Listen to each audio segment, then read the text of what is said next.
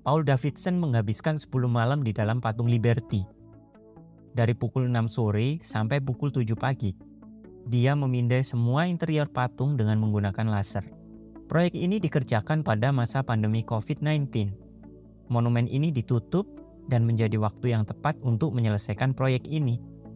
This is like the perfect time to be surveying outside and in for sure. Sekarang, semua orang bisa melihatnya secara online. Melihat dan mengeksplorasi setiap bagian patung Liberty dalam kamera 360.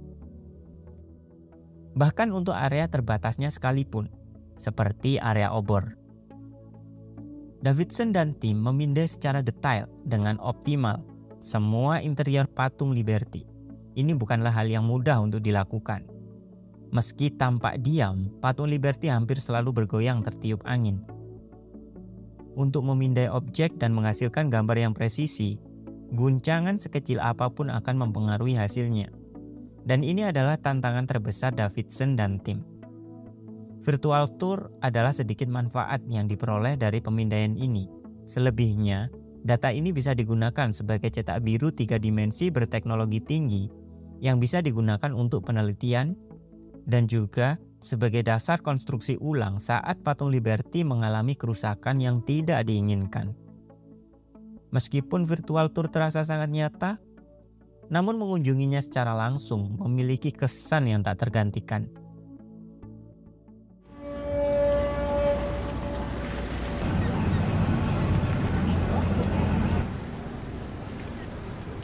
I mean, it's the liberty enlightening the world, and so to have the torch says it all.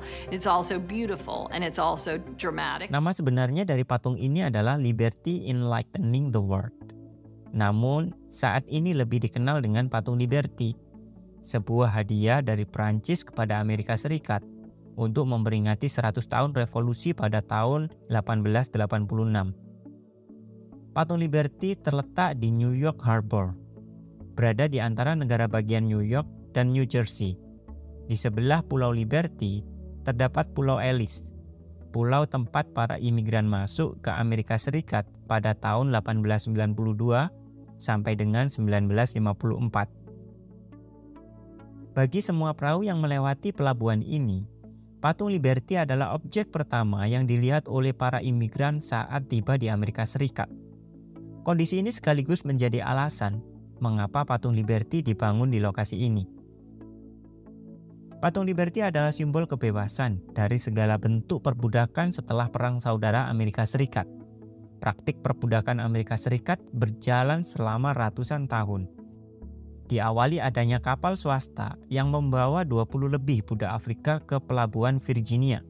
Setelah hampir 250 tahun kemudian, perbudakan resmi berakhir. In Dongo, this is the precise location where most of those Africans will come from. Having their families, raising their families, they had their religions, they worship like people, in their religions. Just doing what people do, running their businesses. Di tangan kanan patung memegang sebuah obor yang menyala, dan tangan kiri memegang sebuah papan yang bertuliskan tanggal kemerdekaan Amerika Serikat.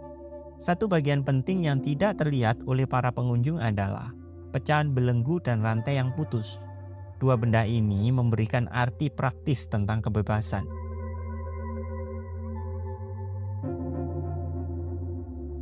Patung Liberty memiliki tinggi 46 meter, 93 meter jika diukur dari bawah. Bagian luarnya tersusun dari lembaran tembaga setebal 2,4 mm. Go right back there and put your fingers. That's the thickness of the copper of the Statue of Liberty. It's very thin. It's very thin. Didesain oleh pemahat asal Prancis yang bernama Frédéric Auguste Bartholdi. Patung acuan dibuat setinggi 1,2 meter menggunakan tanah liat. Untuk mendapatkan detail yang lebih baik lagi, Bartholdi membuat dua patung Liberty berbahan plaster dengan ukuran lebih besar lagi, yaitu 2,4 meter dan 10 meter. Untuk selanjutnya, pembangunan dilakukan per bagian tubuh di Prancis. Agar bisa berdiri, patung Liberty perlu rangka besi baja untuk menopangnya. Gustave Eiffel, seorang insinyur asal Prancis, mendesain rangka besi sebagai penopangnya. Namanya tidak asing, karena memang dia juga yang mendesain Menara Eiffel di Paris, Prancis. Gustave Eiffel merancang rangka besi ini untuk menahan tiupan angin sampai 12 cm goyangan. Pada tahun 1876, tangan kanan Lady Liberty diletakkan di Madison Square Park selama 6 tahun. Ini mereka lakukan sebagai sarana untuk mengumpulkan dana pembangunan. Setiap orang yang ingin mengambil foto di atas obor ini harus membayar. Sedangkan kepala masih berada di Prancis dan juga digunakan sebagai sarana pengumpulan dana. Berdasarkan nilai dolar tahun 1880, pembangunan patung Liberty membutuhkan dana sekitar 250.000 dolar atau setara 5,4 juta dolar saat ini. Pada tahun 1885, semua bagian patung sudah berada di Amerika Serikat yang dikirim oleh kapal Angkatan Laut Prancis Isere. Patung Liberty diterima dalam kondisi terpisah menjadi 350 bagian yang di-packing menjadi 214 peti kayu. Lembaran tembaga dan struktur bangun sudah siap dirakit. Amerika Serikat merakitnya di atas alas yang mereka bangun untuk menyambut hadiah dari negara sahabatnya yaitu Prancis. Sebelum digunakan sebagai alas patung Liberty, lokasi ini adalah Fort Wood, sisa benteng pertahanan Amerika Serikat yang digunakan antara tahun 1808 dan 1811. Alas patung Liberty didesain oleh Richard Morris Hunt, seorang arsitek Amerika. Amerika Serikat menghabiskan dana sekitar 275.000 dolar untuk membangunnya. Dan Pulau Liberty dulunya bernama Pulau Bethlehem. Atas izin Presiden Grover Cleveland, lokasi ini dijadikan tempat berdirinya patung Liberty. Perakitan patung Liberty membutuhkan waktu sekitar 4 bulan, sampai akhirnya diresmikan pada tanggal 28 Oktober 1886. And now we will unveil that gallant lady. Thank you and God bless you all. Nancy.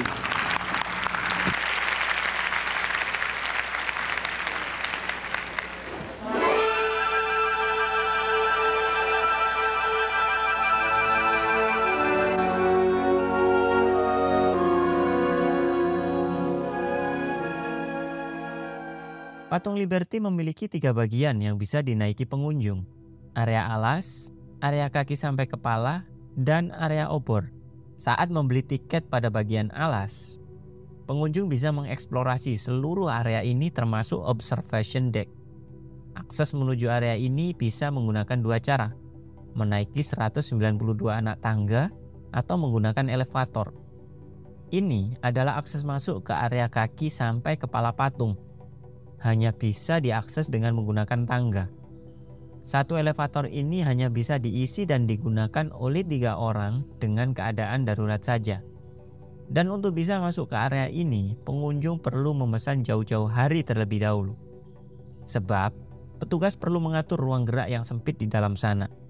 Sedangkan area obor hanya bisa dinaiki oleh pengunjung sebelum tahun 1916. Pada tahun 1916, patung Liberty mengalami kerusakan parah akibat ledakan yang diakibatkan serangan mata-mata Jerman. Pada saat Perang Dunia Pertama, Amerika Serikat menjadi pemasok senjata kepada para sekutunya. Pulau Black Tom yang berada di dekat Pulau Liberty dijadikan tempat penyimpanan amunisi dan berbagai macam senjata. Kurt Albert Janke, seorang agen rahasia Jerman Amerika dan ahli sabotase, masuk ke area ini dan memicu ledakan di gudang senjata. Akibat ledakan tersebut, tangan patung Liberty terkena dampaknya hingga patah. Tangan patung Liberty sudah mengalami pembenahan besar-besaran.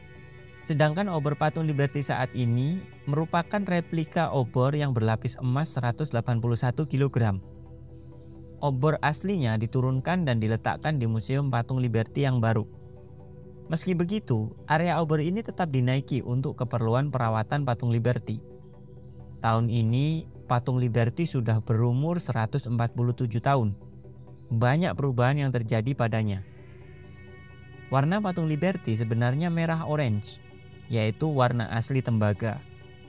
Warna hijau ini dikarenakan proses oksidasi tembaga selama 20 tahun. Patung Liberty terinspirasi oleh Dewi Romawi yang bernama Libertas, Dewi Kebebasan. Di tengah banyaknya penindasan dan ketidakadilan, patung Liberty menjadi sebuah simbol harapan akan kepedihan. Emma Lazarus, seorang penyair Yahudi, menyuarakan suara hatinya dengan lantang. melalui puisi yang berjudul The New Colossus. Puisi ini diabadikan di Patung Liberty dan terukir di sana.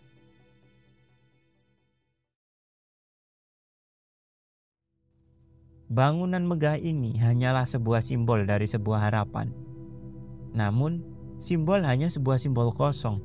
Harapan hanya menjadi khayalan jika manusia yang menciptakannya tidak benar-benar berusaha untuk mewujudkannya. Give me your tired, your poor, your huddled masses yearning to breathe free. The wretched refuse of your teeming shore, send these, the homeless tempest-tossed to me. I lift my lamp beside the goal.